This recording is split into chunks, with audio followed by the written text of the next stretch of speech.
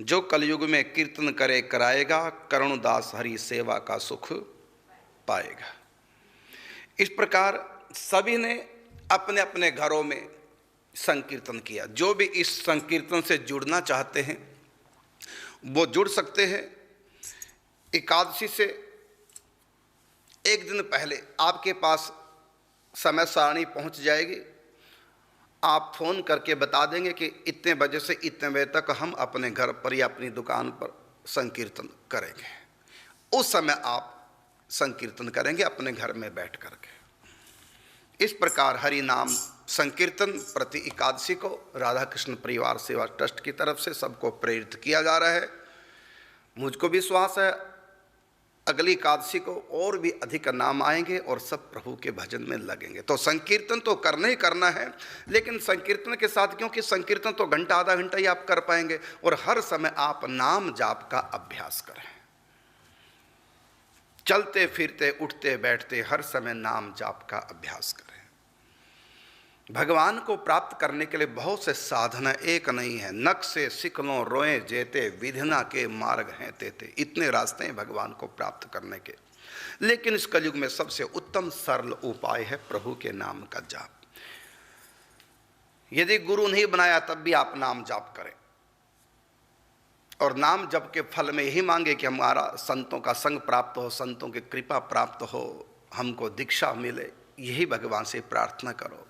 मिले कोई ऐसा संत फकीर, पहुंचा दे जो भव दरिया के तीर। इस प्रकार नाम जाप करें। ऐसा नहीं कि दीक्षा के बिना नाम जाप नहीं कर सकते। नाम जाप में दीक्षा की आवश्यकता नहीं है। बस जब जगो तभी सवेरा, उठने से सोने तक हर समय उठते बैठते चलते फिरते खाते लेटे नाम जाप करते रहो। नहाए बिना नहाए, सूतक हो पातक हो, कैसी भी स्थिति क्यों ना हो, हर समय नाम जप का अभ्यास करें। और 4 बातें हमने सीखा है, जो भी ग्रंथों से पढ़ा, महापुरुषों से सीखा। 4 बातें वो हैं। एक तो हम सत्संग अवश्य करें, यहीं से शुरुआत है। श्रवणम, सुने या पढ़े। सुनाने वाला कोई नहीं मिलता तो पढ़े। एक तो हम सत्संग प्रतिदिन सुने, अधिक से अधिक सुने। दूसरा है नाम जाप, चलते फिरते उठते बैठते नाम जाप और नाम संकीर्तन, नाम का आश्रय। और तीसरा, हम भगवान से प्रार्थना अवश्य करें और भगवान का चिंतन। 4 बातें, सत्संग, नाम जप कीर्तन, भगवान का चिंतन और भगवान से प्रार्थना। क्या प्रार्थना करेंगे?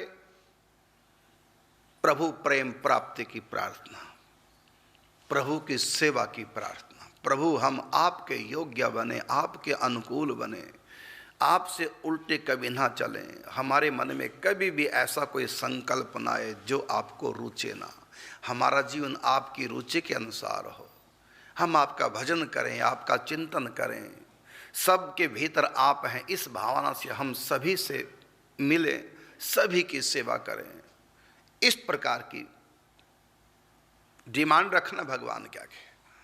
संसार नहीं, संसार तो मिल भी जाए अनुकूल तब भी मौत आएगी, छोड़ के जाना पड़ेगा, लेके सुई तक नहीं जाएंगे। इसलिए इसके पीछे ज्यादा दिमाग ना खराब करो।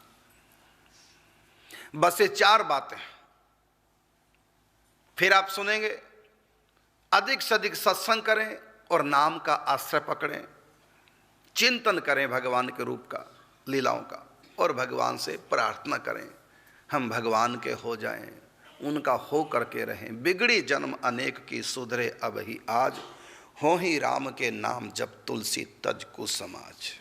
बस जो भी काम बनेगा इस कलयुग में, कृपा तो मुख्य है ही है। बिना कृपा के तो कुछ भी होने वाला नहीं। कृपा तो मुख्य है, इसलिए तो प्रार्थना कहा गया कि प्रार्थना करो भगवान से, कृपा हो।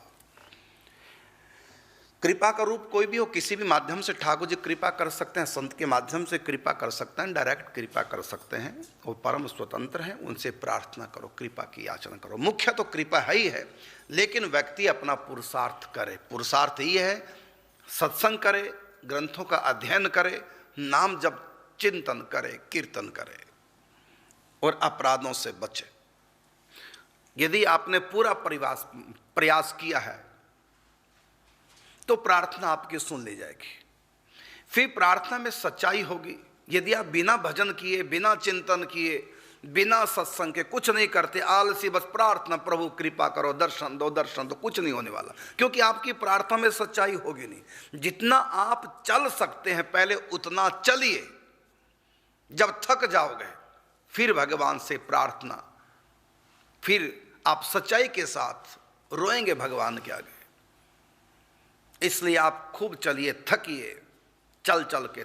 जब आपकी थकान हो जाएगी, इससे आगे आप चल नहीं पा रहे हैं, फिर भी रास्ता बचा है, तय नहीं कर पाए, वो रास्ता फिर भगवान तय करके आप तक पहुंचेंगे। जितना आप में हिम्मत है, शक्ति, हाँ इतना है कि अभिमान मत कीजिए अपने पुरुषार्थ का।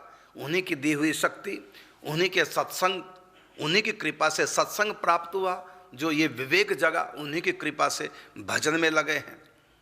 इस प्रकार उनकी कृपा को अवलोकन करते रहिए, अभिमान मत कीजिए।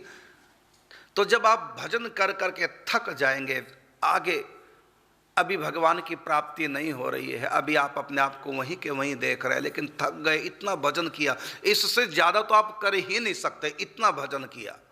फिर आप जो भगवान से प्रार्थना करेंगे उस समय थकने के बाद, तो उस प्रार्थना में सच्चाई होगी, उस प्रार्थना में करुणा होगी, और करुण भरी पुकार में शक्ति अपरंपार, तज देते वैकुंठ हरि सुनकर करुण पुकार।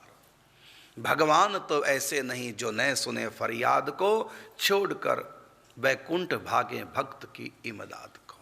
इसलिए आप खूब भजन चिंतन सत्संग कीजिए, खूब कीर्तन कीजिए, और साथ में भगवान से प्रार्थना करते रहिए सच्चाई के साथ।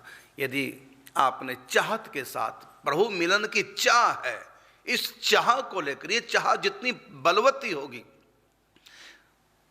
प्रार्थना में उतनी सच्चाई होगी। तो चाहत को लेकर के प्रार्थना कीजिए और दीनता पूर्वक, क्योंकि दीनता आएगी जब आप थक जाएंगे भजन कर करके। खूब भजन चिंतन करें, एक सेकंड भी आप व्यर्थ जाया नहीं कर रहे हैं, दिन रात लगे हैं, लेकिन अब भी भगवान के दर्शन नहीं हुए, अब भी हृदय में प्रेम नहीं जगा, अब भी आंखों में करुणा नहीं आई, अश्रु नहीं टपके, कोई बात नहीं, प्रार्थना कीजिए। और ये सब कुछ होगा कब? जब आप खूब भजन करेंगे, चित्त पवित्र होगा, उस पवित्र हृदय में संत कृपा प्रतिबिंबित होगी और अंत में भगवान का साक्षात्कार हो जाएगा।